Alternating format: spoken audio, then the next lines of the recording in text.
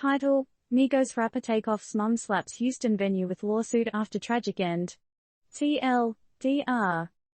Takeoff's mother, Titania Davenport, has filed a wrongful death lawsuit against the Houston venue where her son, a member of the famous rap trio Migos, was tragically shot dead. She claims the venue didn't provide sufficient security measures, which ultimately failed to protect her son and others.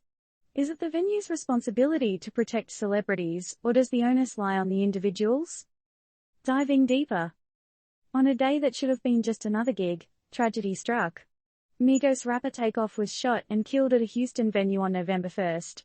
Now, the pain echoes through courtrooms as his mother, Titania Davenport, alleges that the venue, 810 billiards and bowling, did not take appropriate security measures to safeguard her son and other guests. But who should shoulder the blame here, the venue or the individual? According to the filed lawsuit, the venue did not conduct adequate security pre-checks, especially considering Takeoff's celeb status that was bound to attract massive crowds. But it begs the question, should venues adapt their security protocols to the fame of their guests? The fatal bullet that ended the 28-year-old's life came from Patrick Xavier Clark, according to police. Strangely enough, he isn't named in the lawsuit.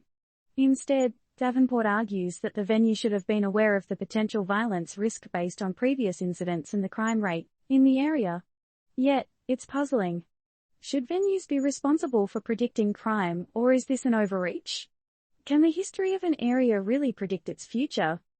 Following Takeoff's tragic demise, a grand memorial service was held in his hometown State Farm Arena in Atlanta.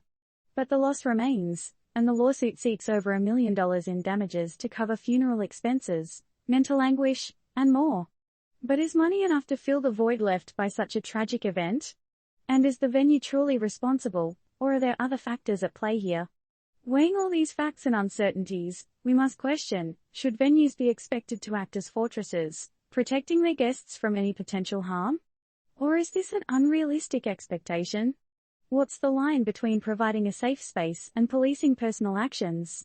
Could this case change how venues operate in the future?